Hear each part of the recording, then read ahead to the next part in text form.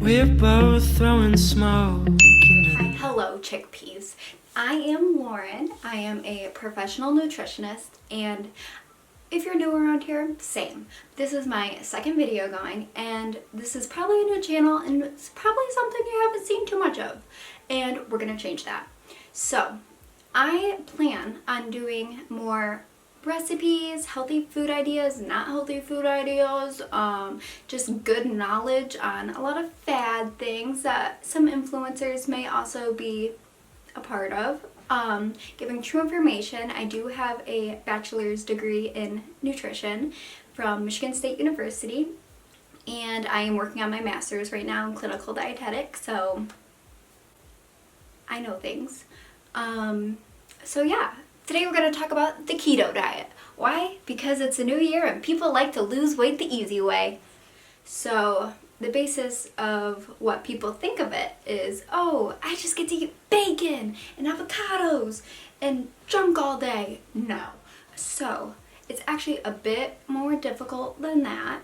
It is really hard to not have carbs all day long. So you have to stay in ketosis, which is when your body switches from using carbs as its main source of energy to fat. So staying within this is pretty difficult. This is why it's usually prescribed by a doctor and maintained by a registered dietitian, because it's very meticulous. You can have about, it depends on the person for your staying in your ketosis, but about like 30 to 50 grams of carbs a day. That's like 2 to 3-ish pieces of bread. So you can have a sandwich, maybe. What, like an avocado and bacon sandwich? So yeah, that is very hard to get into. So that is what the keto diet is. Some side effects are bad breath, brain fog,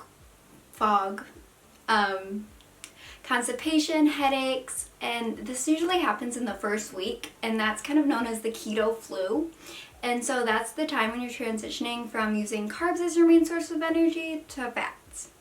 And by the way, carbs are your body's preferred source. So your brain needs like 5 grams of glucose an hour just to continue.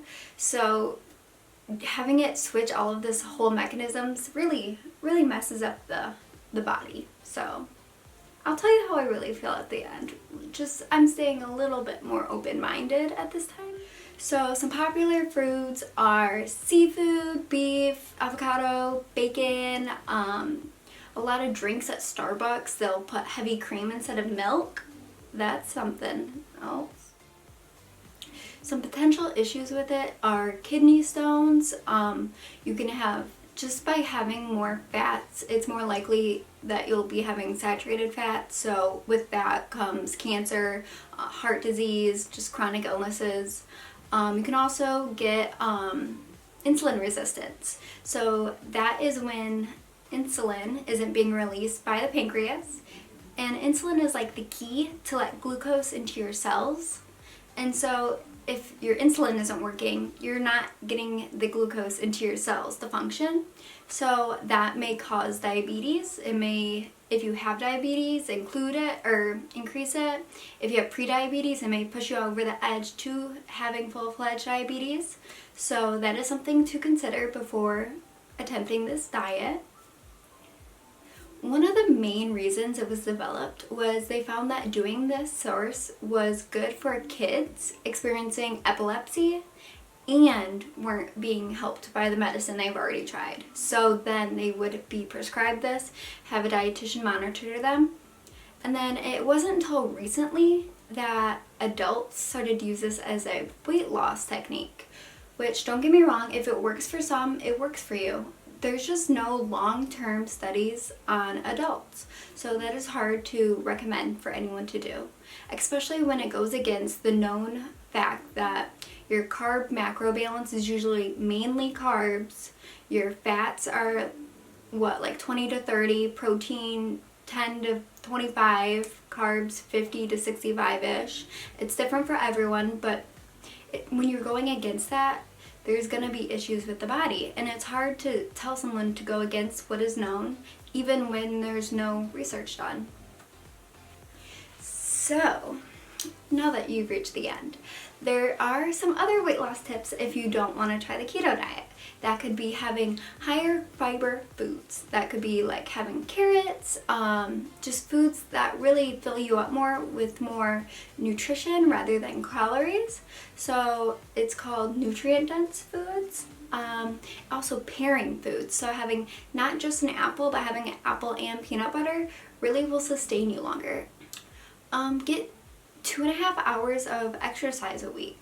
So that might sound daunting, but if you just break that up into, 5 half-hour walks, it could be 1 hour of exercise one day, and then you have 3 half-hour walks. It can really be anything, and that's just like the recommended guidelines. You know, everyone's different, everyone's bodies go, but just getting movement in will really help you. It helps with your mood, your body, keeps your bones strong. Another one is whole grains. Instead of having refined grains, try aiming for more whole grain foods, because that is ones that will slowly break down, and so you'll have sustained energy rather than the white carbs that break down really fast and then you're just hungry again. The pros of the diet may be that your dietitian told you to do it, so do it. If they think that's good for you, if you think that's good for you. If you want to try it, I'm not stopping you, no one's stopping you. Have your own autonomy. You have the information out there. Just take it all into account.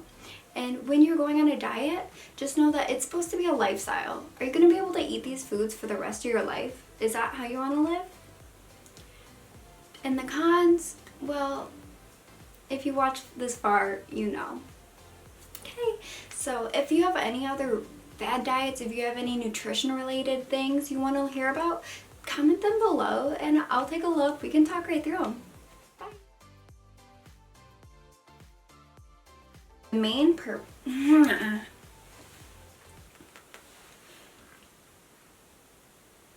So today we are talking about the ketogenic diet, one of the more popular diets. I don't like this.